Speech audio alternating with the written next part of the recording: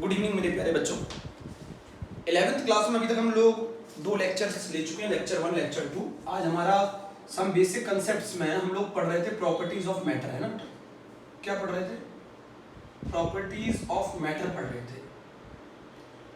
हम लोगों ने बहुत अच्छे से एलिमेंट की डेफिनेशन पढ़ ली, कंपाउंड की डेफिनेशन पढ़ ली, सही है। आज हम लोग क्या पढ़ रहे हैं? प्रॉपर्टीज ऑफ मैटर पढ़ रहे हैं। बेटा मैं आपको बता दूं, मैटर की 2 तरीके की प्रॉपर्टीज होती हैं। 2 तरीके की प्रॉपर्टीज होती हैं ना। एक प्रॉपर्टी होती है जो मैटर की, वो होती है फिजिकल प्रॉपर्टीज। एक होती है फिजिकल प्रॉपर्टीज, है ना, ध्यान से सुनना।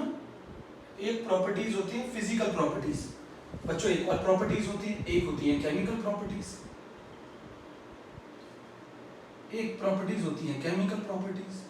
तो मैटर की 2 तरीके की प्रॉपर्टीज होती है, one is physical properties and other is chemical property, है ना मेरे प्यारे बच्चों। तो फिजिकल प्रॉपर्टीज वो प्रॉपर्टीज होती हैं जिसमें आइडेंटिटी और कंपोजिशन में कोई चेंज ना आए, समझ गए। फिजिकल प्रॉपर्टीज वो प्रॉपर्टीज होती है जिसमें आइडेंटिटी और कंपोजिशन में कोई चेंज नहीं आए।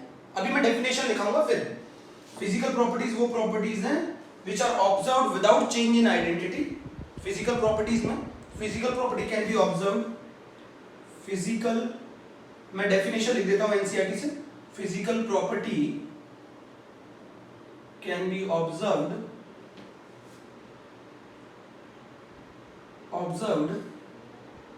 without change in identity और कंपोजिशन। अच्छा, जैसे मान लो अगर मैं वाटर को हीट करूं, जैसे मान लो, समझना मेरी बात। अगर मान लो जैसे मैं वाटर को हीट करूं, अगर मैं वाटर को हीट करूंगा तो वाटर लिक्विड से किस स्टेट में चला जाएगा बेटा? वाटर गैस में चला जाएगा। अच्छा, पहले भी H2O था, अभी भी H2O है, तो बताओ कंपोजिशन में कहां चेंज आया? जिस प्रॉपर्टी के अंदर, जिन प्रॉपर्टीज के अंदर आइडेंटिटी और कंपोजिशन में कोई चेंज ना आए, उन प्रॉपर्टीज को बोलते हैं फिजिकल प्रॉपर्टीज। वो प्रॉपर्टीज जिनमें आइडेंटिटी और कंपोजिशन में कोई चेंज नहीं आए। मेरे प्यारे बच्चों, this is lecture number 3। Lecture number 3। Physical properties वो प्रॉपर्टीज होती है जिसमें आइडेंटिटी और कंपोजिशन में चेंज ना आए। मान लो अगर मैं H2O को मेल्ट कर दूं, H2O आइस से H2O लिक्विड में चेंज कर दूं, तो क्या मुझे आप बताओ कि कंपोजिशन में कोई चेंज आया? जब कोई कंपोजिशन में चेंज नहीं आया, तो ऐसी प्रॉपर्टीज जिनके केसेस में कंपोजिशन में कोई चेंज ना आए, उन प्रॉपर्टीज को बोला जाता है फिजिकल प्रॉपर्टीज। तो फिजिकल प्रॉपर्टीज वो प्रॉपर्टीज होती है मेरे प्यारे बच्चों जिनमें कंपोजिशन में कोई चेंज ना आए, without change in identity, without change in composition. ऐसी प्रॉपर्टीज जिनमें आइडेंटिटी और कंपोजिशन में कोई चेंज ना आए, ऐसी प्रॉपर्टीज को हम लोग बोलते हैं फिजिकल प्रॉपर्टीज। बेटा बॉइलिंग पॉइंट, मैं यहाँ लिख रहा हूँ एग्जांपल, मैं यहाँ एग्जांपल लिख रहा हूँ, यहाँ मैं एग्जांपल लिख रहा हूँ बच्चों। एग्जांपल है बॉइलिंग पॉइंट। अब जैसे मान लो आप 12th क्लास में पढ़ोगे, तो मैं आपसे बोलूंगा इथेनॉल की फिजिकल प्रॉपर्टीज बताओ। मैं आपसे बोलूंगा जैसे ये मान लो कोई सब्सटेंस है इथेनॉल, मैं बोलूंगा इथेनॉल की फिजिकल प्रॉपर्टीज बताओ, तो आपको समझ में आना चाहिए ना फिजिकल प्रॉपर्टीज में कौन सी प्रॉपर्टीज आती हैं। फिजिकल प्रॉपर्टीज होती कौन सी प्रॉपर्टीज है? फिजिकल प्रॉपर्टीज वो प्रॉपर्टीज होती हैं जिसमें आइडेंटिटी और कंपोजिशन में कोई चेंज नहीं आता, ऐसी प्रॉपर्टीज को फिजिकल प्रॉपर्टीज बोला जाता है।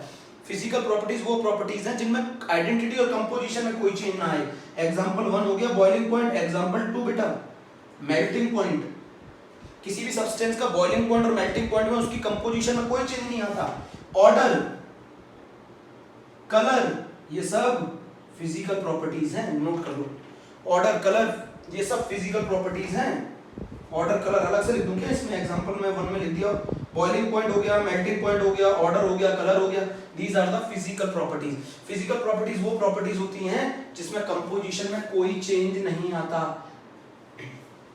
Chemical properties can be observed with a chemical change, जिसके अंदर कोई ना कोई केमिकल चेंज हो। अब इसमें क्या होगा? आइडेंटिटी, कंपोजिशन बदल जाएगी। जैसे मैं आपको बताऊं rusting of iron. Rusting of iron एक केमिकल प्रॉपर्टी है बेटा, रस्टिंग ऑफ आयरन। ऐसी प्रॉपर्टीज मैटर की जिनके अंदर क्या आ जाए? केमिकल चेंज आ जाए, उसको हम क्या बोलते हैं? केमिकल प्रॉपर्टी बोलते हैं। केमिकल प्रॉपर्टीज बेटा वो प्रॉपर्टीज होती हैं जिनके अंदर we observed a chemical change, we observed a chemical change. जैसे रस्टिंग ऑफ आयरन मैंने आपको पहले बताया था। आयरन क्या होता है? Fe। रस्ट का फॉर्मूला क्या होता है? ये बताओ, ये चेंज हो गया ना, Fe2O3.xH2, this is called rust. तो ये केमिकल रिएक्शन है ना, आयरन का ऑक्सीजन, ये बताओ रस्टिंग होती किसकी प्रेजेंस में? मॉइस्चर की प्रेजेंस में होती है, ऑक्सीजन की प्रेजेंस में होती है, एयर की प्रेजेंस में होती है। उस केस में आयरन एयर और मॉइस्चर के साथ रिएक्ट होकर ये बना लेता है ना। तो यहाँ ये बताओ केमिकल चेंज ऑब्जर्व हो रहा है ना, यहाँ केमिकल चेंज ऑब्जर्व हो रहा है ना। जैसे कार्बन को बर्न कर दो, कार्बन को बर्न कर दो तो वो CO2 में चेंज हो रहा है ना, तो यहाँ केमिकल चेंज ऑब्जर्व हो रहा है।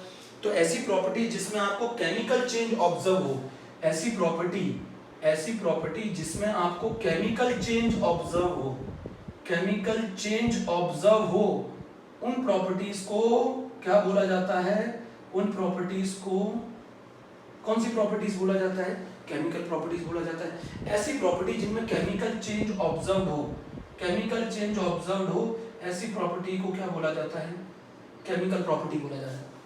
फिजिकल प्रॉपर्टी वो प्रॉपर्टी होती है बेटा जिसमें कोई चेंज ना आए आइडेंटिटी और कंपोजिशन में, जैसा पहले था वैसे ही बाद में है। कंपोजिशन में कोई चेंज नहीं आएगा। जैसे H2O सॉलिड से H2O लिक्विड हो गया, तो इसमें फिजिकल स्टेट में चेंज आ रहा है, इसमें फिजिकल स्टेट में चेंज आ रहा है, इसमें भी फिजिकल स्टेट में चेंज आ रहा है, बट कंपोजिशन में कोई चेंज नहीं आ रहा। ऐसी प्रॉपर्टीज, कलर हो, ऑर्डर हो, टेस्ट हो, है ना, बॉइलिंग पॉइंट हो, मेल्टिंग पॉइंट हो, सॉल्युबिलिटी हो, ये सब कैसी प्रॉपर्टीज हैं? आपकी फिजिकल प्रॉपर्टीज है। केमिकल प्रॉपर्टीज वो प्रॉपर्टीज होती है बेटा जिनके अंदर केमिकल चेंज ऑब्जर्व होता है। जैसे rusting of iron, rusting of iron बेटा, जैसे रस्टिंग ऑफ आयरन, नोट किया? तो केमिकल प्रॉपर्टीज क्या होती हैं? दोज प्रॉपर्टी विच जिनके अंदर केमिकल चेंज ऑब्जर्व हो, मैंने लिख दिया ऊपर, रिक्वायर्ड अ केमिकल चेंज, है ना, रिक्वायर्ड अ केमिकल चेंज, रिक्वायर्ड अ केमिकल चेंज, है ना। तो जैसे मैं बता दूं, एसिडिटी, किसी भी सब्सटेंस का जो एसिडिक नेचर होता है, एसिडिटी, है ना, बेसिसिटी, कंबस्टिबिलिटी, ये सब कैसी प्रॉपर्टीज हैं बेटा? किसी भी सब्सटेंस का जो एसिडिक नेचर है वो उसकी केमिकल प्रॉपर्टीज में आता है। किसी भी सब्सटेंस का मान लो बेसिक नेचर है, वो भी उसकी केमिकल प्रॉपर्टीज में आता है। किसी को आपको बर्न करना हो, कंबस्टिबिलिटी, वो भी उसकी किसके प्रॉपर्टीज में आता है? केमिकल प्रॉपर्टीज में आता है। तो ये एग्जांपल 1 हो गया, ये एग्जांपल 2 हो गया, तो ये एग्जांपल 3 हो गया। तो एसिडिटी, बेसिसिटी एंड कंबस्टिबिलिटी, तो केमिकल चेंज ऑब्जर्व होना चाहिए। तो केमिकल चेंज जिनके अंदर ऑब्जर्व होगा उन प्रॉपर्टीज को केमिकल प्रॉपर्टीज बोलेंगे। मान लो अगर मैं आपसे बोलूं, ये जैसे 12th क्लास में पढ़ेंगे, इस सब्सटेंस को बोला जाता है फिनॉल, है ना, इस सब्सटेंस को बोला जाता है फिनॉल। क्या बोला जाता है मेरे बच्चों? फिनॉल बोला जाता है। इस सब्सटेंस को फिनॉल बोला जाता है, फिनॉल। अगर मैं आपसे बोलूं कि मुझे फिनॉल की केमिकल प्रॉपर्टीज पढ़नी है, तो इसमें क्या है? एक तो फिनॉल का अगर आप एसिडिक नेचर पढ़ेंगे तो ये किस में आएगा? इसकी केमिकल प्रॉपर्टीज में आएगा कि नहीं आएगा? फिनॉल का अगर आप एसिडिक नेचर पढ़ेंगे तो केमिकल प्रॉपर्टीज में आएगा कि नहीं आएगा? मैं आपको ये बताना चाहता हूं, केमिकल प्रॉपर्टीज वो प्रॉपर्टीज होती हैं जिनमें केमिकल चेंज ऑब्जर्व होता है। सही है? एसिडिक नेचर, बेसिक नेचर, कंबस्टिबिलिटी, ये सब केमिकल प्रॉपर्टीज हैं। तो फिजिकल प्रॉपर्टीज वो प्रॉपर्टीज होती हैं जिसमें कंपोजिशन में कोई चेंज ना आए, आइडेंटिटी में कोई चेंज ना आए। केमिकल प्रॉपर्टीज वो प्रॉपर्टीज होती हैं जिसमें केमिकल चेंज ऑब्जर्व्ड हो। सही है? केमिकल चेंज ऑब्जर्व्ड हो, जैसे एसिडिटी होगी, बेसिसिटी हो गई, कंबस्टिबिलिटी हो गई। अब मैं आपको एक चीज समझाना चाहता हूं, बहुत ध्यान से सुनिएगा। अब बात समझने की ये है, ये तो हमारी बात पहला खत्म हुआ। बहुत सारी ऐसी प्रॉपर्टीज हैं मैटर की जो कि क्वांटिटेटिव होती है नेचर में। बहुत सारी ऐसी प्रॉपर्टीज है मैटर की बहुत सारी मेजरेबल प्रॉपर्टीज ऐसी होती हैं जो क्वांटिटेटिव होती है नेचर में। अभी मैं लिखूंगा वो चीज आप लिख लेना, क्वांटिटेटिव इन नेचर। बहुत सारी मैटर की ऐसी प्रॉपर्टीज होती है जिन्हें आप क्वांटिटी वाइज मेजर करते हैं, और जब कोई प्रॉपर्टी क्वांटिटेटिव वाइज मेजर की जाती है तो उसके लिए दो चीजों की आवश्यकता पड़ती है। एक तो नंबर की आवश्यकता पड़ती है और एक यूनिट की आवश्यकता पड़ती है। मान लो मुझे इस कमरे की लंबाई नापनी है, तो मैं अगर ये बोलूं इस कमरे की लंबाई नापनी है, और अगर मैं ये बोलूं 6, तो ये क्या सही है? अगर मुझे इस कमरे की लंबाई नापनी है और अगर मैं ये बोलूं 6, तो क्या ये सही है? और क्या मैं अगर अकेला ये बोलूं मीटर, तो क्या ये सही है? अगर मुझे इस कमरे की लंबाई को नापना है तो मैं क्या बोलूं? अगर मैं ये बोलूं 6, तो ये सही है क्या? और अगर मैं ये बोलूं मीटर, तो ये क्या सही है? तो किसी भी ऐसी बहुत सारी मैटर की क्वांटिटी हैं जो कि क्वांटिटेटिव होती है नेचर में, जिनको क्वांटिटी वाइज मेजर किया जाता है। और अगर किसी चीज को क्वांटिटी वाइज मेजर किया जाता है तो पहले नंबर लिखा जाता है और नंबर को कौन फॉलो कर रहा होता है? नंबर को फॉलो कौन कर रहा होता है? यूनिट। नंबर को कौन फॉलो कर रहा होता है? यूनिट फॉलो कर रही होती है। जैसे मान लो किसी कमरे की लेंथ जो है, किसी कमरे की जो लेंथ है वो है आपकी 6 मीटर, तो लेंथ ये जो 6 है ये तो नंबर हो गया, ये नंबर हो गया, और जो ये मीटर है ये यूनिट हो गई। तो बहुत सारी ऐसी मेजरेबल क्वांटिटीज हैं मैटर की जो कि क्वांटिटेटिव होती है नेचर में। तो मैं लिख रहा हूं यहां पर, है ना, मैं एक पॉइंट लिख रहा हूं, नोट करके लिखेंगे। मैं एक पॉइंट लिख रहा हूं, नोट करके लिखेंगे। Many properties of matter, many properties of matter, many properties of matter, many properties of matter are quantitative in nature, are quantitative in nature, are quantitative in nature। बहुत सारी मैटर की ऐसी properties हैं जो quantitative होती है nature. Measurement, number and इसका जो मेजरमेंट है वो मैंने यहाँ लिख दिया है। उनका जो मेजरमेंट है, मेजरमेंट के लिए क्या चीज रिक्वायर्ड है? उनके मेजरमेंट के लिए दो चीजें रिक्वायर्ड है। एक तो क्या रिक्वायर्ड है? नंबर, ठीक है, फॉलोड बाय, ये सब लिखना नहीं है, आपको समझना है कि मैटर की बहुत सारी ऐसी प्रॉपर्टीज हैं। जैसे लेंथ, लेंथ मैटर की एक ऐसी प्रॉपर्टीज है जो क्वांटिटेटिव है नेचर में, और जितनी भी मैटर की ऐसी प्रॉपर्टी जो क्वांटिटेटिव होती है नेचर में, उनको मेजर करने के लिए दो चीजों की आवश्यकता होती है। एक होती है नंबर और एक होती है यूनिट। नोट करो, एक होती है नंबर फॉलोड बाय यूनिट। ये मैंने चीज लिखी है।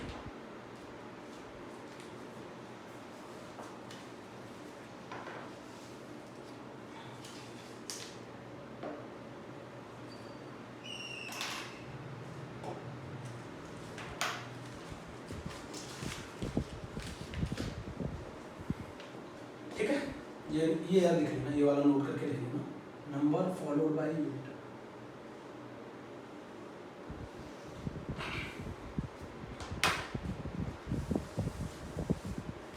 नोट किया था ना? नोट किया? अच्छे से नोट कर लो, आज का कंसेप्ट अच्छा है।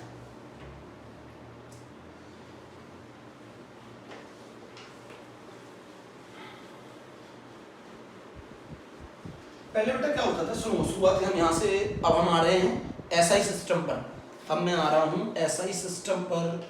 अब बच्चों सुनो मेरी बात, पहले हमको कोई भी चीज मेजर करनी होती थी ना, तो हमारे पास बहुत सारे सिस्टम ऑफ यूनिट होते थे। आपको मैं बता दूं, ऐसा एनसीईआरटी लिखती है, पहले अगर हमको कोई भी चीज, अब मैं आज पढ़ाने जा रहा हूँ आपको एसआई यूनिट ऑफ सिस्टम, है ना। आप इसकी लैंग्वेज एनसीईआरटी से पढ़ेंगे, बट मैंने पहले समझ लीजिए। पहले क्या होता था बेटा, कोई भी चीज हमको मेजर करनी होती थी ना, तो हमारे पास बहुत सारे सिस्टम ऑफ यूनिट्स होती थी। जैसे मान लो एक सिस्टम ऑफ यूनिट को हम लोग जानते हैं क्या कहते हैं, मैट्रिक सिस्टम कहते हैं। सुन रहे हैं? एक सिस्टम ऑफ यूनिट को हम लोग मैट्रिक सिस्टम कहा करते थे। समझो मेरी बात को, बताओ मैं आपको क्या कह रहा हूँ। पहले हम बहुत सारी चीजों को जब मेजर करने जाते थे तो हमारे पास बहुत सारे सिस्टम ऑफ यूनिट होते थे। एक सिस्टम ऑफ यूनिट को हम लोग मैट्रिक सिस्टम कहते थे, एक सिस्टम ऑफ यूनिट को हम लोग इंग्लिश सिस्टम कहते थे। हमको बहुत सारी चीजों को मेजर करने के लिए पहले हमारे पास अलग अलग सिस्टम होते थे। एक सिस्टम को मैट्रिक सिस्टम कहते थे, एक सिस्टम को हम क्या कहते थे, आपका कौन सा सिस्टम कहते थे बताओ, इंग्लिश सिस्टम कहते थे। कहने का मतलब क्या है समझिए, पहले क्या होता था, रीजनल मेजरमेंट चलता था, अलग अलग जगह के लिए अलग अलग यूनिट यूज की जाती थी मेजर करने के लिए। जैसे मान लीजिए कहीं लेंथ को फुट में मेजर किया जाता था, कहीं लेंथ को यार्ड में मेजर किया जाता था। सुन रहे हैं? कहीं लेंथ को फुट में मेजर किया जाता था, कहीं लेंथ को यार्ड में मेजर किया जाता था। कहने का मतलब है अलग अलग जगह पर अलग अलग यूनिट्स चलती थी मेजरमेंट के लिए, इनको रीजनल कहा जाता था। जैसे मान लीजिए कहीं वेट को पाउंड में मेजर किया जाता था। अब जैसे यूके में जो वेट है उसे पाउंड में मेजर किया जाता है। तो हम लोग पहले जब बहुत सारी चीजों को मेजर करने के लिए अलग अलग सिस्टम ऑफ यूनिट यूज करते थे। उनमें से एक सिस्टम हुआ करता था मैट्रिक सिस्टम, एक सिस्टम हुआ करता था इंग्लिश सिस्टम, और अलग अलग जगह पर अलग अलग यूनिट्स को हम लोग यूज करते थे मेजरमेंट के लिए। बट इसमें बहुत दिक्कत आ रही थी इंपोर्ट एक्सपोर्ट में। मान लीजिए किसी जगह लेंथ को आप फुट में मेजर कर रहे हैं, किसी जगह आप यार्ड में मेजर कर रहे हैं, सही है। तो आप ये समझो किसी जगह वेट को आप केजी में मेजर कर रहे हैं, किसी जगह वेट को आप पाउंड में मेजर कर रहे हैं। तो जब हम लोग इंपोर्ट या एक्सपोर्ट करते थे तो मेजरमेंट में बहुत ज्यादा प्रॉब्लम आने लगी। इस प्रॉब्लम को सॉल्व किया एसआई ने। आप समझो मेरी बात, हम क्या करते हैं, जब हम हमें बहुत सारी चीजों को मेजर करना था, तो हमारे पास अलग अलग सिस्टम ऑफ यूनिट होते थे, जिसमें एक सिस्टम मैट्रिक सिस्टम होता था, एक सिस्टम हमारा इंग्लिश सिस्टम होता था। फिर क्या हुआ, ये इसका मतलब ये है कि अलग अलग जगह पर हम अलग अलग यूनिट्स को यूज कर रहे थे मेजरमेंट के लिए। जैसे कहीं पर वेट को पाउंड में, आज भी यूके में वेट को पाउंड में नापा जाता है, बहुत सारी जगह वेट को पाउंड में बोला जाता है। उसी तरीके से बहुत सारी जगह लेंथ को फुट या फीट में मेजर किया जाता है। ऐसे समझिए मेरी बात को। तो दिक्कत क्या आ रही थी, कहीं अब मान लीजिए मेरी कंट्री में जो यूनिट यूज हो रही है मेजरमेंट में वो फुट यूज हो रही है, कहीं कोई और यूनिट यूज हो रही है, तो जो हम आइटम भेजा करते थे इंपोर्ट या एक्सपोर्ट करने के लिए, उनको कन्वर्ट करने में दिक्कत आ रही थी। तो इससे बचने के लिए एक सिस्टम आया जिसको कहा गया इंटरनेशनल सिस्टम। इंटरनेशनल सिस्टम मतलब इंटरनेशनल बॉडीज ने एक सिस्टम बनाया कि through out the globe measurement एक ही सेम होगा, मेजरमेंट सेम होगा। मतलब through out the globe measurement same होगा। क्या कहने का मतलब है, मतलब आप कहीं पर भी एक चीज को मेजर करें, उसको एक ही यूनिट होगी उसकी हर जगह पर थ्रू आउट द। उन्होंने यूनिट एसआई ने, इंटरनेशनल सिस्टम ने यूनिट्स बनाई और उन यूनिट्स में उन्होंने बोला कि आप थ्रू आउट द ग्लोब ये सेम रहेंगी। आप कहीं पर भी मेजर करिए, आप किसी भी जगह पे मेजर करिए, कंट्री में किसी भी इंपोर्ट और एक्सपोर्ट में ये प्रॉब्लम सॉल्व हो गई।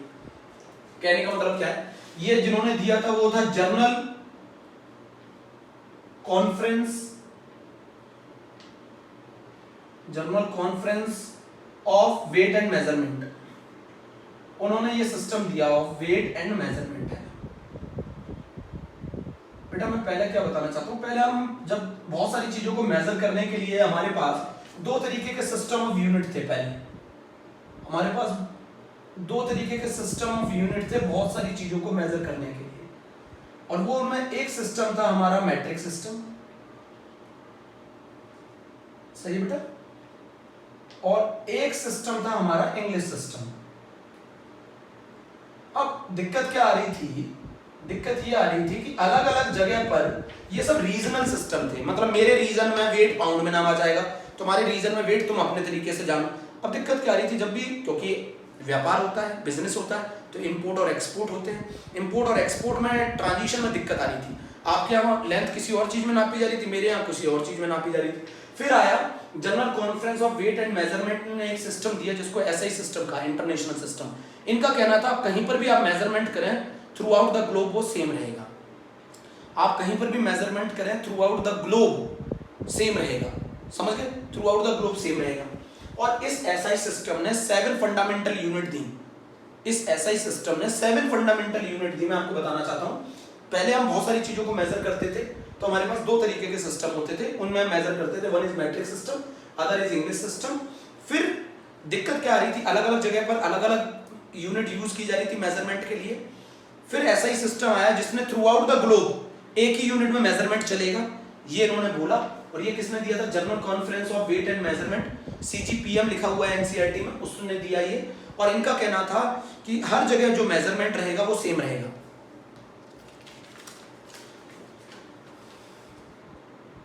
ठीक है बेटा, मैंने जो बात बोली है वो आप लोग लिख लेना। पहले हमको कोई भी चीज मेजर करनी होती थी तो उसके लिए हमारे पास बहुत सारे सिस्टम ऑफ यूनिट होते थे, जिसमें एक सिस्टम मैट्रिक सिस्टम था, एक सिस्टम इंग्लिश सिस्टम था। अलग अलग जगह पर अलग अलग सिस्टम हम यूज कर रहे थे मेजरमेंट के लिए, अलग अलग जगह पर अलग अलग सिस्टम यूज कर रहे थे। कहने का मतलब ये है कि यूके में आज भी वेट पाउंड में नापा जाता है। कहने का मतलब है हम यूके में किसी भी चीज को मेजर करते थे तो पाउंड में मेजर करते थे। अब दिक्कत ये आ रही थी इंपोर्ट और एक्सपोर्ट की। लेंथ को किसी जगह मीटर में नापा जा रहा था, किसी जगह फीट में नापा जा रहा था, किसी जगह यार्ड में नापा जा रहा था। कहने का मतलब ये है अलग अलग जगह पर अलग अलग यूनिट यूज हो रही थी, इनको रीजनल बोला गया, रीजनल मेजरमेंट कर रहे थे। बट इसके बाद जो एसआई सिस्टम आया उसने कहा कि through out the globe units क्या रहेंगी, सेम रहेंगी। और इन्होंने क्या किया, इस एसआई सिस्टम ने 7 फंडामेंटल यूनिट दी, 7 फंडामेंटल यूनिट दी। इस एसआई सिस्टम ने 7 फंडामेंटल यूनिट्स दी, स्पेलिंग देख लेना, मैंने 7 फंडामेंटल यूनिट्स दी। इस एसआई सिस्टम ने बेटा 7 फंडामेंटल यूनिट दी। अब आपको मैं बता दूं फंडामेंटल यूनिट क्या है। फंडामेंटल यूनिट बहुत बहुत इंपॉर्टेंट है, आप इनको बेस यूनिट भी बोल सकते हैं। इसका मतलब ये था कि दुनिया में आप किसी भी कोने में, आप दुनिया के किसी भी कोने में, सुन रहे हैं, कुछ इन्होंने 7 फंडामेंटल यूनिट दी। और उन 7 फंडामेंटल यूनिट का मतलब है ये यूनिट ऐसी बेस यूनिट है, ना तो ये किसी से डिराइव्ड की जा सकती है, ना इनको आप किसी में रिजॉल्व कर सकते हैं।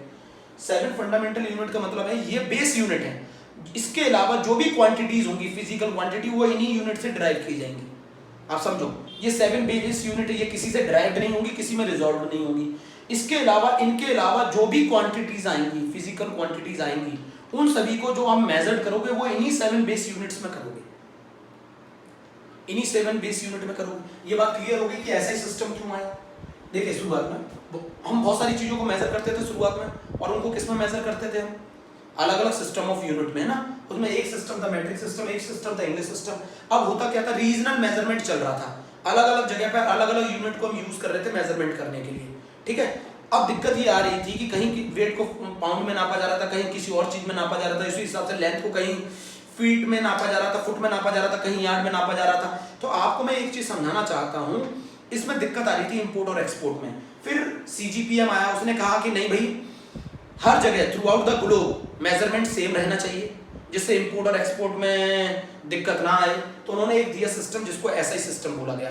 एसआई सिस्टम का मतलब है इंटरनेशनल सिस्टम ऑफ यूनिट्स, है ना।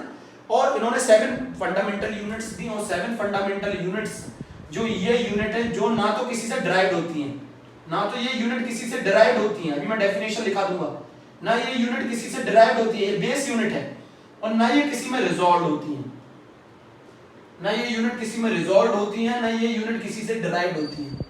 ये यूनिट किसी से डिराइव्ड नहीं होती, किसी से रिजॉल्व नहीं होती, इनको बोला गया 7 फंडामेंटल यूनिट्स। अब बात समझना मेरी बात, ना तो आप इन्हें किसी से डिराइव कर सकते हो, ना इनको किसी में रिजॉल्व कर सकते हो।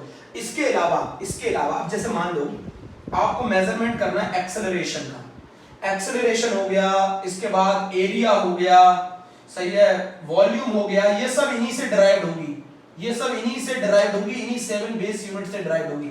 इन 7 बेस यूनिट्स को छोड़कर जो भी फिजिकल क्वांटिटीज आएंगी वो उनका मेजरमेंट इन्हीं 7 बेस यूनिट से किया जाएगा। हर चीज इन 7 बेस यूनिट्स को छोड़ने के बाद जितनी भी फिजिकल क्वांटिटीज होंगी उन सभी का मेजरमेंट इन्हीं 7 बेस यूनिट्स के टर्म्स में होगा। समझो मेरी बात, इन्हीं 7 बेस यूनिट्स के टर्म्स में होगा उन सभी का मेजरमेंट, चाहे जैसे एक्सेलरेशन हो।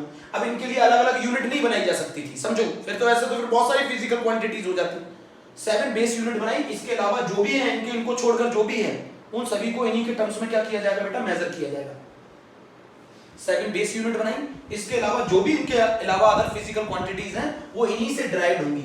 ये यूनिट ना तो किसी से डिराइव्ड हुई है, ना किसी में रिजॉल्व हो सकती हैं। ये 7 बेस यूनिट्स हैं। अब ये 7 बेस यूनिट कौन कौन सी है समझो आप। इनमें 7 बेस यूनिट में एक आती है लेंथ, इसको स्मॉल एल से बताया जाता है, और इसकी यूनिट होती है, ऐसा यूनिट होती है मीटर, ऐसा यूनिट होती है मीटर। आप तो सिंबल याद रखो, ऐसा यूनिट होती है मीटर। सबसे पहली है लेंथ, जिसकी इसको रिप्रेजेंट किया जाता है एल से, ऐसा यूनिट होती है मीटर। सेकंड नंबर पे है टेम्परेचर, जिसको कैपिटल टी से बताया जाता है, और उसकी ऐसा यूनिट होती है केल्विन, ठीक है। तीसरा करंट, करंट आई से बताया जाता है, और इसकी ऐसा यूनिट होती है एम्पियर। मैं पहले बता दूं, मीटर, केल्विन, एम्पियर। इसके अलावा टाइम, जिसको स्मॉल टी से बताया जाता है, जिसकी ऐसा यूनिट होती है second. Length, temperature, current, time. उसके बाद आता है मास, जिसको एम से बताया जाता है, और जिसकी ऐसा यूनिट होती है केजी। 7 बेस यूनिट्स हैं, 7 फंडामेंटल यूनिट है। ना तो ये किसी से डिराइव्ड हो सकती है, ना ये किसी में रिजॉल्व हो सकती है। इसको छोड़कर जितनी भी बाकी क्वांटिटीज होंगी वो सब इन्हीं से डिराइव की जाएंगी, जैसे मैं अभी समझाता हूँ आपको। बाकी सब इन्हीं से डिराइव की जाएंगी। लेंथ, टेम्परेचर, करंट, टाइम, मास। इसके अलावा अमाउंट ऑफ सब्सटेंस, यहां लिख रहा हूं मैं, amount of substance, amount of substance, amount of substance. इसकी जो यूनिट है वो है ऐसा unit mole. Amount of substance में मोल। लुमिनस ऑफ इंटेंसिटी मतलब brightness, luminous of intensity, luminous of intensity, इसकी ऐसा यूनिट है कैंडेला। सीडी का मतलब है कैंडेला। ये है 7 बेस यूनिट मेरे प्यारे बच्चों, ये 7 बेस यूनिट है। बाकी सब इन्हीं से डिराइव्ड की गई हैं, बाकी सब इन्हीं से डिराइव्ड की गई हैं। जैसे मान लीजिए अगर मैं बोलूं वेलोसिटी, तो velocity is the displacement upon time. बोलो, velocity is called displacement upon time, displacement is called length, displacement is called length, length की ऐसा यूनिट क्या है मीटर, टाइम की ऐसा यूनिट क्या है सेकंड, तो वेलोसिटी आ गया मीटर पर सेकंड। मतलब इसको इन 7 क्वांटिटीज को छोड़कर, इन 7 बेस यूनिट्स को छोड़कर जो भी बचेंगी, जो भी फिजिकल क्वांटिटीज आएंगी वो इन्हीं के टर्म्स में मेजर की जाएंगी। ये यूनिट्स ना तो किसी से डिराइव्ड हो सकती है ना किसी से रिजॉल्व हो सकती है। इनको 7 बेस यूनिट बोलते हैं, 7 फंडामेंटल यूनिट बोलते हैं। आप जरा समझो, यहाँ पे मैं बता दूं लेंथ की ऐसा यूनिट मीटर है, टेम्परेचर की ऐसा यूनिट केल्विन है, करंट की ऐसा यूनिट एम्पियर है, टाइम की ऐसा यूनिट सेकंड है, मास की ऐसा यूनिट केजी है, अमाउंट ऑफ सब्सटेंस की ऐसा यूनिट मोल है, लुमिनस ऑफ इंटेंसिटी की ऐसा यूनिट कैंडेला है। इनको छोड़कर बाकी जितनी भी फिजिकल क्वांटिटीज आएंगी वो सब इन्हीं से डिराइव्ड की जाएंगी। इनको छोड़कर बाकी जो भी फिजिकल क्वांटिटीज आएंगी वो सब इन्हीं से डिराइव्ड की जाएंगी। बाकी जो भी फिजिकल क्वांटिटीज आएंगी वो सब इन्हीं से डिराइव्ड की जाएंगी। सुन लिया? बाकी जो भी फिजिकल क्वांटिटीज आएंगी वो सब इन्हीं से डिराइव्ड की जाएंगी। ध्यान से सुन लिया? बाकी जो भी फिजिकल क्वांटिटीज आएंगी इन्हीं से डिराइव्ड की जाएंगी। तो एसआई सिस्टम ने क्या दिया, उन्होंने बताया कि through out the measurement same रहेगा। मतलब आप लेंथ को कहीं पर भी नापें, चाहे इस कंट्री में नापें दूसरी कंट्री में नापें, लेंथ ऑलवेज मीटर में मेजर की जाएगी। ऐसा ही सिस्टम है, throughout the globe same रहेगा, throughout the globe same रहेगा। यहाँ लिख दो throughout the globe same रहेगा, दिखाई देगा throughout the globe, throughout the globe same रहेगा, throughout the globe same. ये बोला था एसआई सिस्टम ने, throughout the globe same. SI system ने बोला कि आप कहीं पर भी मेजरमेंट करें थ्रू आउट द ग्लोब, सही है, वो ऑलवेज क्या रहेगा, सेम रहेगा। समझो आप, 7 फंडामेंटल यूनिट्स थी, बाकी सब इसी से डिराइव्ड की गई थी, बाकी सब इसी से डिराइव्ड की गई थी। समझो 7 बेस यूनिट्स थी, 7 फंडामेंटल यूनिट्स थी जो इन्हीं से डिराइव्ड की गई थी। कौन कौन सी थी जरा बताओ? एक थी लेंथ, एक थी मास, एक थी टेम्परेचर, एक था करंट, एक था लुमिनस ऑफ इंटेंसिटी, एक था अमाउंट ऑफ सब्सटेंस, एक था टाइम। समझो मेरी बात, मैं आपको क्या बताना चाहता हूं वो समझो। 7 बेस यूनिट थी, बाकी सारी फिजिकल क्वांटिटीज इन्हीं से डिराइव्ड की गई है। जरा मैं एक बार बताता हूं, जैसे मान लो कोई भी इसके अलावा कोई भी, जैसे मान लो चार्ज इसी से डिराइव्ड किया गया है कि नहीं किया गया, चेक करते हैं। Q इज इक्वल्स टू क्या होता है बेटा, I इंटू टी, IT होता है ना, Q is equals to IT होता है ना। I की यूनिट क्या है, I की यूनिट बताओ एम्पियर, टाइम की यूनिट क्या है सेकंड, तो चार्ज की यूनिट क्या होगी एम्पियर सेकंड। बोलो। उसी तरीके से जैसे मान लो वर्क, ये तो सब आपने फिजिक्स में भी पढ़ना है। वर्क क्या होता है, force into displacement, force into displacement. Force क्या है, mass into acceleration, mass into acceleration into displacement. Mass into acceleration into displacement. Mass की यूनिट क्या हो गई केजी, एक्सेलरेशन क्या होता है वेलोसिटी पर यूनिट टाइम, आप लोग जानते हैं केजी मीटर पर सेकंड स्क्वायर। डिस्प्लेसमेंट क्या हो गया लेंथ मीटर। अगर आपको नहीं मालूम एक्सेलरेशन तो मैं बता देता हूं, acceleration is equals to velocity upon time. बाकी सारी क्वांटिटीज इन्हीं से डिराइव की जाएंगी। वेलोसिटी अभी आप पढ़ के आए मीटर पर सेकंड अपॉन टाइम की यूनिट सेकंड, तो ये क्या हो गया मीटर पर सेकंड स्क्वायर। सही है, तो बताओ मास की यूनिट केजी, लेंथ मीटर, तो ये हमारा क्या आ गया केजी मीटर स्क्वायर पर सेकंड स्क्वायर। तो मैंने क्या बोला, जितनी भी बाकी फिजिकल क्वांटिटीज हैं वो सब इन्हीं 7 बेस यूनिट से डिराइव की जाएंगी, वो सभी इन्हीं बेस यूनिट से डिराइव की जाएंगी, वो सभी इन्हीं 7 बेस यूनिट से डिराइव की जाएंगी। बोलो, रफ कर दूं? आपको मैं यही समझाना चाह रहा हूं, ये 7 बेस यूनिट्स हैं, बाकी जितनी भी फिजिकल क्वांटिटीज हैं वो सब इन्हीं से डिराइव की जाएंगी, बाकी सब इन्हीं से डिराइव की जाएंगी। आपके लिए होमवर्क है, आप मुझे ये बताओ, यूनिट बताओ रेजिस्टेंस की, ओम को छोड़कर इन 7 बेस यूनिट्स के टर्म्स में बताओ, यूनिट ऑफ रेजिस्टेंस बताओ। थोड़ा सा आपको काम दे दूं, रेजिस्टेंस कैसे निकालेंगे, V is equals to I R, है ना, पढ़ा है ना, potential is equals to V is equals to I are.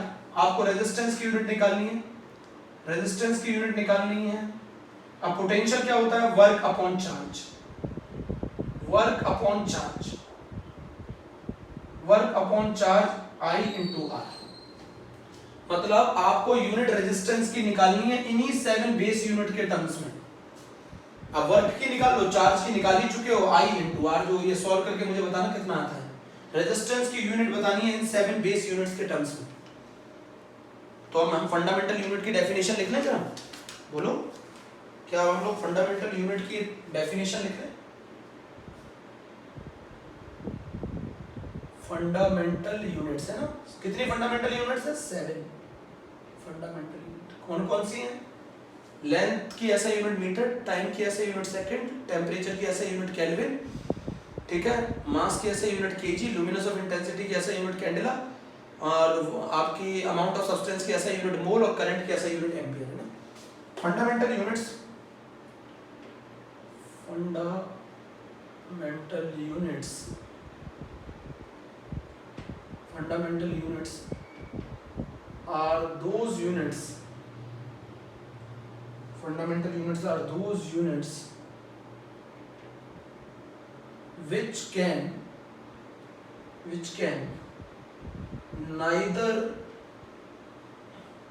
neither be derived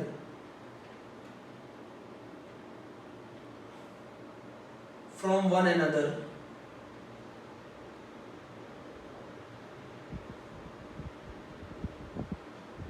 nor they can be resolved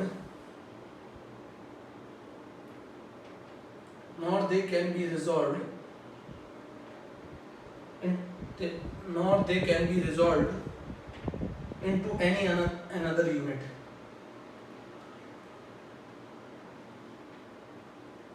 ना तो ये किसी से ड्राइव की जा सकती है, ना आप इनको तोड़ सकते हैं किसी और यूनिट में, है ना, समझ गए। Fundamental unit are those units which can neither be derived from one another or nor they can be resolved into any other unit, ठीक है। तो 7 बेस यूनिट हो गई, आपका होमवर्क समझ में आ गया आपको। मैं एक पॉइंट और लिख देता हूँ, उसके बाद आप लोग इसको नोट कर लेना। ये नोट्स बनाने के लिए मैं लिखवाता हूँ, इसलिए आप लोग लिख लेना, नोट्स बनाने के लिए आप लोग लिखते हैं।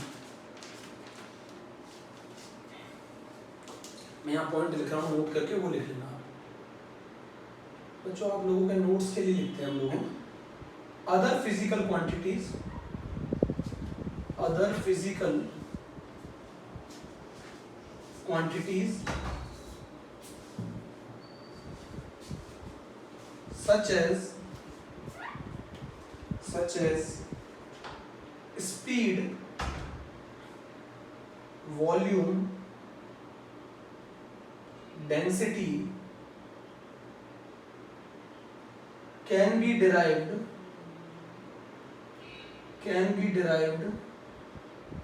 from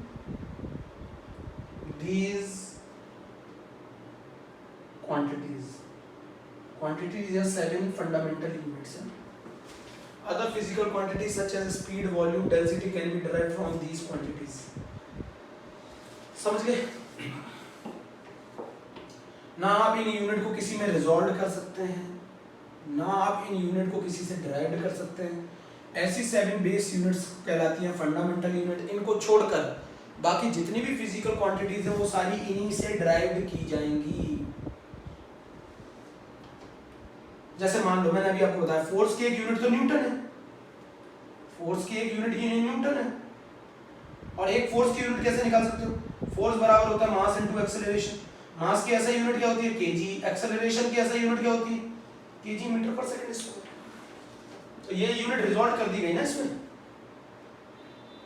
तो ये 7 बेस यूनिट वो यूनिट है जो ना तो किसी में रिजॉल्व की जा सकती है, ना किसी से डिराइव की जा सकती है। समझो मेरी बात को, मैं समझाना क्या चाहता हूँ। एक तो फोर्स की यूनिट न्यूटन है,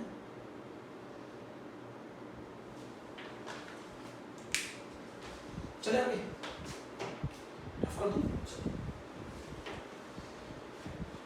अब आपको एक चीज समझनी पड़ेगी। ऐसा यूनिट ऑफ सिस्टम में सबसे पहले आता है मास और वेट में क्या डिफरेंस है। अब हम आगे वाला टॉपिक पढ़ रहे हैं। एक टॉपिक आ रहा है मास और वेट में क्या डिफरेंस है। स्कूल लेवल पे टेस्ट में पूछा जाएगा 100%। ये मास और वेट में क्या डिफरेंस है। मास होता है amount of matter present in the body है, amount of matter present in the body.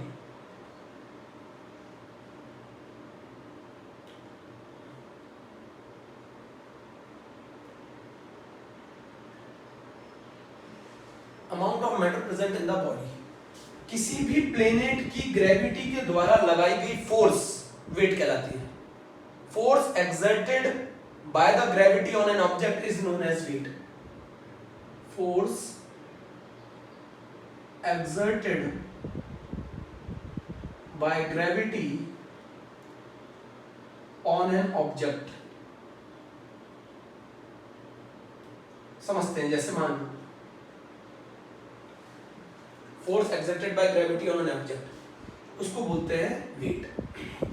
बेटा वेट समझो, जैसे मान लो अर्थ पर ग्रेविटी कितनी है 10 है ना।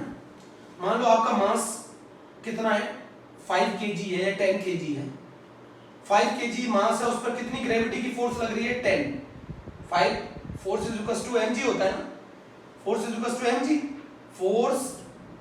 Force exerted by gravity on an object. मान लीजिए आपका मास 5 kg है, तो आप पर अर्थ के सरफेस पे जो ग्रेविटी है 10 उसके द्वारा फोर्स लगाई जाएगी। तो आप पर मतलब कितनी फोर्स लगेगी 50 न्यूटन।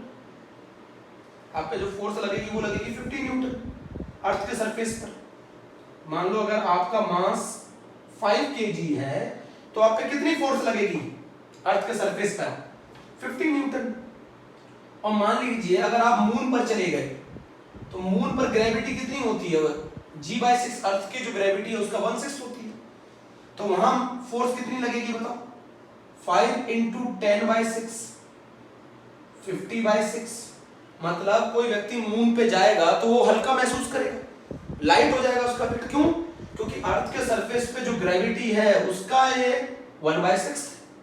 तो अगर ग्रेविटी कम हो जाएगी तो आदमी हल्का महसूस करेगा ना। मान लो मेरा वजन यहाँ 80 किलो है, 80 किलो है मेरा वजन, तो 80 kg है, तो मेरे पे जो फोर्स लगेगी वो 10 लगेगी अर्थ के सरफेस पर। बट मून के सरफेस पे जो लगेगी वो अर्थ की ग्रेविटी का 1/6 लगेगी। तो वेट क्या कर सकता है, चेंज कर सकता है। वेट चेंज कर सकता है क्योंकि ये ग्रेविटी पे डिपेंड करता है। किसी भी प्लेनेट की ग्रेविटी के द्वारा जो फोर्स लगाई जाती है उसी को बोला जाता है वेट। बट आपका मास चेंज नहीं कर सकता बेटा। मैं आपको बता रहा हूं, आपका वेट मून पर और अर्थ पर अलग अलग हो सकता है बट आपका मास अलग नहीं हो सकता। अच्छा,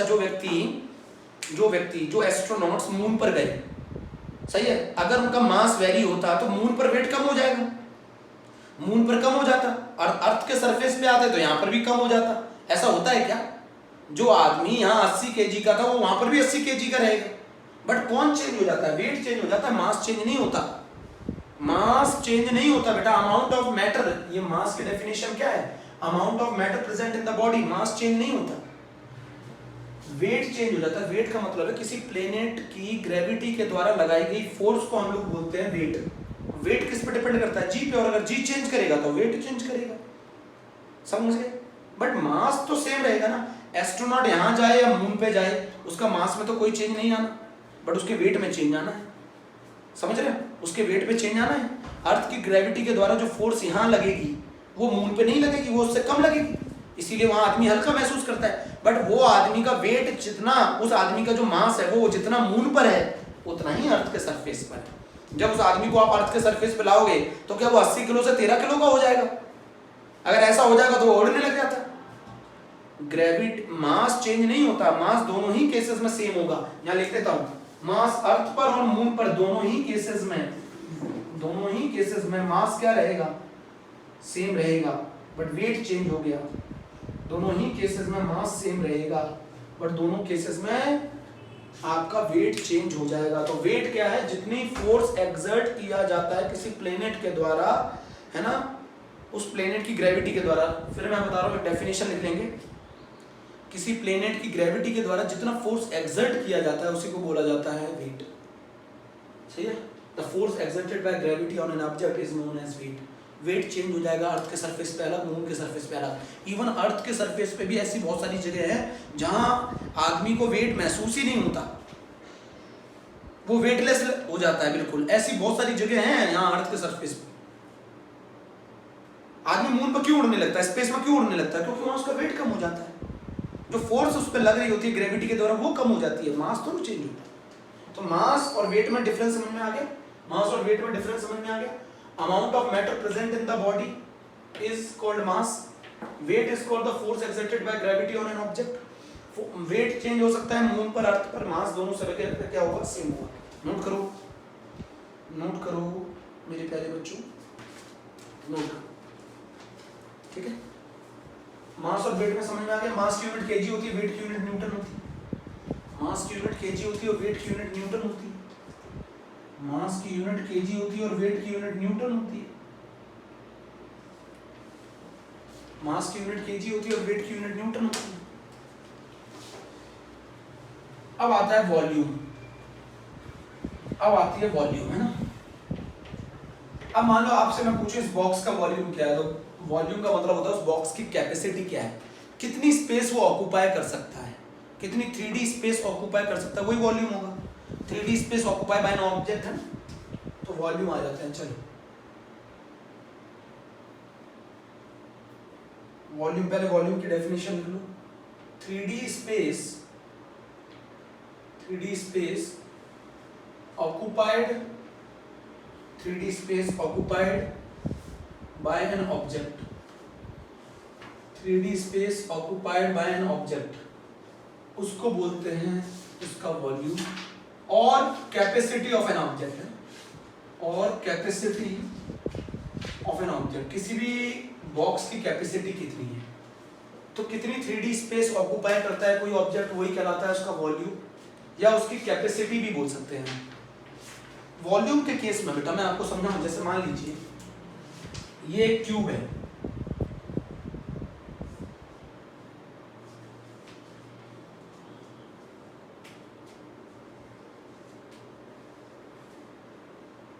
ये क्यूब है, क्यूब की ये लेंथ हो गई, ये ब्रेथ हो गई और ये हाइट हो गई। किसी भी क्यूब का वॉल्यूम क्या होता है, किसी भी क्यूब का वॉल्यूम क्या होता है, length into breadth into height. Cube में सारी साइड बराबर होती है, मान लो ये सारी साइड ए है, मान लो ये सारी साइड ए है, तो ये क्या हो जाएगा, ए क्यूब हो जाएगा ना वॉल्यूम, वॉल्यूम ए क्यूब हो जाएगा ना, वॉल्यूम ए क्यूब हो जाएगा। तो कितनी स्पेस, कितनी 3D स्पेस ऑक्यूपाई कर सकता है कोई ऑब्जेक्ट, उसी को उसका क्या बोलते हैं, वॉल्यूम, है ना, बोलते हैं वॉल्यूम।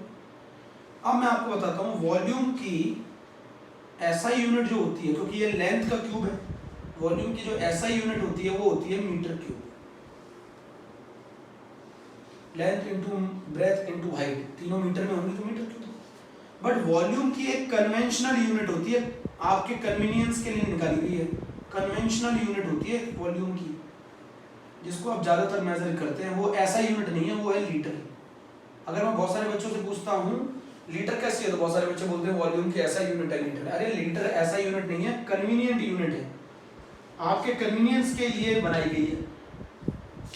वॉल्यूम की कन्वीनियंट यूनिट है लीटर, बट ऐसा यूनिट वॉल्यूम की मीटर क्यूब है, वॉल्यूम की ऐसा यूनिट बेटा मीटर क्यूब है, जबकि वॉल्यूम की कन्वीनियंट यूनिट जो है वो आपकी लीटर है। चलिए अब रिलेशन समझते हैं, चलिए रिलेशन समझते हैं।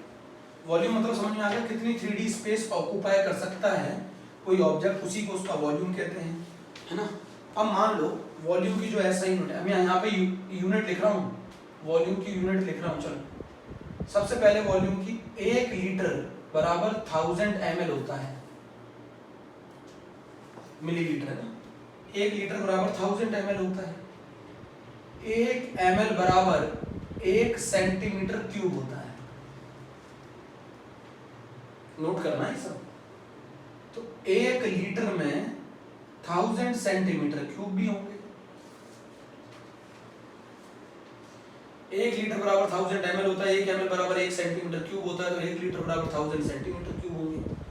1 लीटर बराबर 1 डेसीमीटर क्यूब होता है, डेसीमीटर क्यूब,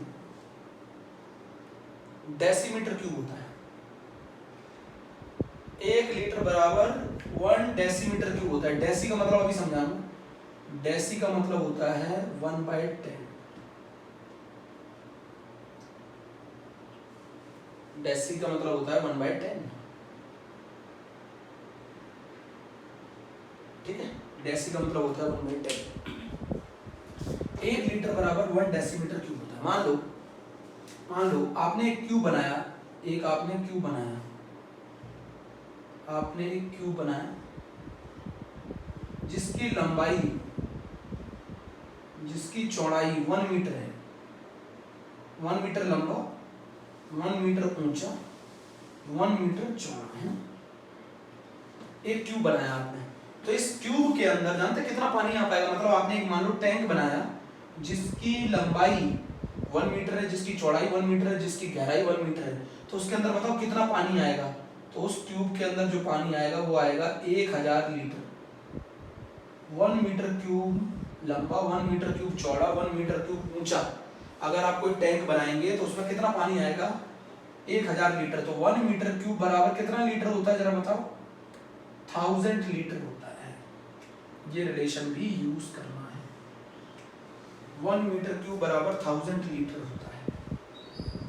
तो वॉल्यूम की ऐसा यूनिट क्या होती है बताओ? Metre cube. और कन्वेंशन यूनिट क्या होती है वॉल्यूम की? कन्वेंशनल यूनिट क्या होती है? लीटर। और लीटर का क्या रिलेशन है वो बहुत बहुत इंपॉर्टेंट है। ये सारे रिलेशन यूज होंगे।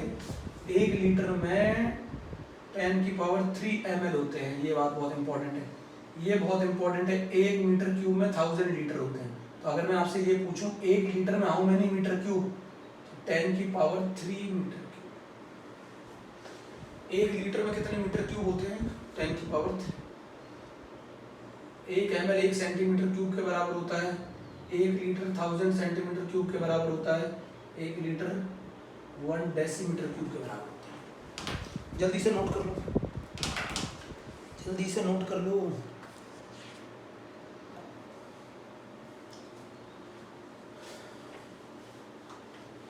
बच्चों कुछ ऐसा यूनिट के साथ कुछ प्रीफिक्सेस भी यूज किए जाते हैं, कुछ प्रीफिक्स यूज किए जाते हैं। आपको समझाता हूँ। कुछ ऐसा यूनिट के साथ कुछ प्रीफिक्स यूज किए जाते हैं, सॉरी, ऐसा यूनिट के साथ कुछ प्रीफिक्स यूज किए जाते हैं, कुछ प्रीफिक्स यूज किए जाते हैं ऐसा यूनिट के साथ। जैसे 10⁻⁻15 को फेम्टो बोलते हैं, 10⁻⁻12 को पिको बोलते हैं, 10⁻⁹ को नैनो बोलते हैं, ठीक है। 10⁻⁻6 को माइक्रो बोलते हैं, 10⁻⁻3 को मिली बोलते हैं, 10⁻⁻2 को सेंटी बोलते हैं, 10⁻⁻1 को डेसी बोलते हैं, 10 को डेका बोलते हैं, 10⁻3 को किलो बोलते हैं। नोट करो, किलो। 10⁻6 को मेगा बोलते हैं, 10⁻9 को गीगा बोलते हैं। ये कुछ प्रीफिक्सेस है, पूरे तो यूज नहीं करने पड़ते, ये यूज करने पड़ते। जैसे मैं आपको समझाता हूँ, ये आपको मैं कुछ समझाता हूँ, इधर सुनो। अगर मैं ऐसे लिख दूं 10⁻⁻12 मीटर, तो जानते हो आप इसको क्या लिख सकते हो? इसको आप लिख सकते हो 1 पिकोमीटर। 10⁻⁻12 मीटर को आप क्या लिख सकते हो? 1 पिकोमीटर। पिको का मतलब क्या होता है? पिको का मतलब क्या होता है? पिको का 10⁻⁻12, यूनिट कौन सी जुड़ी है? मीटर। अच्छा मैं लिख कर दे दूं आपको 1 नैनोमीटर। बताओ 1 नैनोमीटर का क्या मतलब? नैनो का मतलब क्या होता है? 10⁻⁹ मीटर। तो आप इसको लिख सकते हो 1 नैनोमीटर। अच्छा ये बताओ 1 मिलीग्राम को आप क्या लिख सकते हो? मिली का मतलब क्या होता है? 10⁻⁻3 ग्राम। 1 किलोग्राम को आप क्या लिख सकते हो? किलो का मतलब कितना होता है? 10⁻3। 1 पिकोमीटर का क्या मतलब होता है 10 की पावर माइनस 12 मीटर 1 केजी। अच्छा मैं ऐसे लिख दूं 1 माइक्रोमीटर, माइक्रो का सिंबल ये होता है माइक्रो का, 1 माइक्रोमीटर इज इक्वल टू 10 की पावर माइनस 6। यानी यूज करना, ये यूज करना है।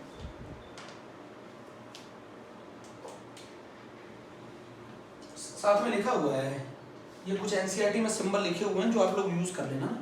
जैसे मैं आपको बता दूं, मुझे ये तो मालूम है पिको को पी में बताया जाता है, नैनो को एन में बताया जाता है, माइक्रो को म्यू में बताया जाता है, मिली को स्मॉल एम में बताया जाता है, सेंटी को सी में बताया जाता है, डेसी को डी में बताया जाता है। ठीक है, डेका को ये चीज आपको पढ़नी पड़ेगी, डीए में बताया जाता है। जो मुझे यूज होते हैं वो मैं बता देता हूँ। किलो को के में बताया जाता है, मेगा को एम में बताया जाता है कैपिटल एम, गीगा को कैपिटल जी में। नोट कर लो, फेम्टो को एफ में। ये इनके सिंबल, जल्दी करो। जी सर, मेरे बच्चों को समझ में नहीं आया लग रहा है मुझे, मेरे बच्चों को समझ में नहीं आया। कुछ प्रीफिक्स यूज करते हैं, बहुत इंपॉर्टेंट है। आगे बताओ 10 की पावर माइनस 9 मीटर को आप 0 0 करके तो लिखोगे नहीं, क्यों भाई? 10 की पावर माइनस 9 मीटर अगर मैं दे दूं तो 0.00 करके लिखोगे क्या? 0.0090 लगाओगे क्या पहले? बोलो, नहीं लगाओगे ना? तो हम कुछ प्रीफिक्स यूज करते हैं। अरे बेटा कहीं 10 की पावर माइनस 24 मीटर आ जाए तो क्या 0.0024 लगाओगे क्या? नहीं लिखोगे ना। समझो मेरी बात। कुछ सिंबल यूज किया जाता है प्रीफिक्स, कोई प्रीफिक्स यूज किए जाते हैं। जैसे 10 की पावर माइनस 15 को फेम्टो बोलते हैं, सिंबल क्या यूज किया जाता है? एफ। 10 की पावर माइनस 12 को पिको बोलते हैं, सिंबल क्या यूज किया जाता है? पी। 10 की पावर माइनस 9 को नैनो बोलते हैं, सिंबल क्या यूज किया जाता है? एन। 10 की पावर माइनस 6 को माइक्रो बोलते हैं, ये इंपॉर्टेंट है। सिंबल क्या किया जाता है? म्यू। 10 की पावर माइनस 3 को मिली बोलते हैं, सिंबल क्या यूज किया जाता है? एम। 10 की पावर माइनस 2 को सेंटी बोलते हैं, सिंबल क्या यूज किया जाता है? सी। 10 की पावर माइनस 1 को डेसी बोलते हैं, सिंबल क्या यूज किया जाता है? डी। 10 की पावर 1 को डेका बोलते हैं, सिंबल क्या यूज किया जाता है? डीए। 10 की पावर 3 को किलो बोलते हैं, सिंबल क्या यूज किया जाता है? के। 10 की पावर 6 को मेगा बोलते हैं, सिंबल क्या यूज किया जाता है? एम। 10 की पावर 9 को गीगा बोलते हैं, सिंबल क्या यूज किया जाता है? जी। इतने मेरे लिए पढ़ना था। ठीक है, अब जैसे मान लो यहाँ लिखा आ जाए ना बच्चों 1 पिकोमीटर, तो ये तो यूनिट मीटर, तो इसका मतलब है 10 की पावर माइनस 12 मीटर यूज होता है वो जगह। कहीं लिखा आ जाए 1 नैनोमीटर, तो इसका मतलब होता है 10 की पावर माइनस 9 मीटर। कहीं लिखा आ जाए 1 मिलीग्राम, तो इसका मतलब होता है 10 की पावर माइनस 3 ग्राम। कहीं पे लिखा आ जाए 1 किलोग्राम, तो इसका मतलब होता है 10 की पावर 3 ग्राम। कहीं लिखा आ जाए 1 डेसीमीटर, तो इसका मतलब होता है 10 की पावर माइनस 1 मीटर। ठीक है, नोट कर लो, जल्दी नोट करो, बताओ। वॉल्यूम का हो गया। वॉल्यूम की ऐसा यूनिट क्या है? Metre cube. वॉल्यूम की ऐसा यूनिट क्या है? Metre cube. चलिए आ जाइए, अब आ जाते हैं हम लोग डेंसिटी पे, है ना। अब हम लोग आ जाते हैं डेंसिटी पे। अब हम लोग आ जाते हैं डेंसिटी पे। बड़े आराम से पढ़ा दूंगा चैप्टर, चिंता नहीं करो। Density is the amount of substance पर यूनिट वॉल्यूम, है ना। डेंसिटी का क्या मतलब है? Amount of substance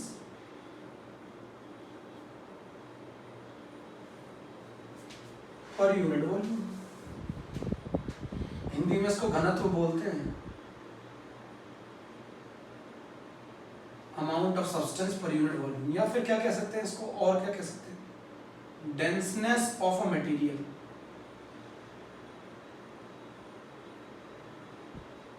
डेंसनेस of a material. तो डेंसिटी को रो से डिनोट किया जाता है, रो से, रो रो, है ना, थोड़ा सा घुमा के बनाया जाता है rho. And rho is called mass per unit volume. अब डेंसिटी की ऐसा यूनिट क्या होती है बताओ, डेंसिटी की ऐसा यूनिट बताओ जल्दी से बताओ, डेंसिटी की ऐसा यूनिट। तो डेंसिटी की ऐसा यूनिट होती है, मास की ऐसा यूनिट क्या होती है, केजी। वॉल्यूम की ऐसा यूनिट क्या होती है, मीटर क्यूब। तो डेंसिटी की ऐसा यूनिट होती है KG per metre cube.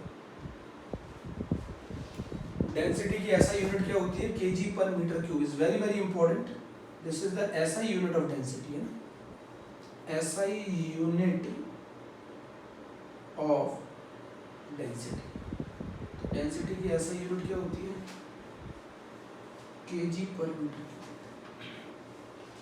And density is mass per unit volume, and volume की ऐसा यूनिट क्या होती है, मीटर क्यूब। क्योंकि वॉल्यूम होता है length into breadth into height. Length की ऐसा यूनिट मीटर, ब्रेथ की ऐसा यूनिट मीटर, क्योंकि तीनों ही मीटर है, तो मीटर क्यूब। मैंने आपको ये भी सिखाया, देखो इधर 1 मीटर क्यूब बराबर हाउ मेनी लीटर, 10 की पावर 3 लीटर। 1 लीटर बराबर 10 की पावर 3 ml। 1 ml बराबर 1 सेंटीमीटर क्यूब। 1 लीटर बराबर 10 की पावर 3 सेंटीमीटर क्यूब। 1 लीटर बराबर 1 डेसीमीटर क्यूब। ठीक है, ये नोट करो। फिर बता रहा हूं, ऐसा यूनिट वॉल्यूम की मीटर क्यूब है, लीटर कन्वेंशनल यूनिट है, लीटर कन्वेंशनल यूनिट है, सही है बेटा, लीटर कन्वेंशनल यूनिट है। जबकि हमारी जो ऐसा यूनिट है वॉल्यूम की, वो मीटर क्यूब है। ठीक है, आज के टर्म के लिए इतना रख दूं। अब एक टेम्परेचर और रह गया है, टेम्परेचर है ना, अगले टर्म पे बताऊंगा।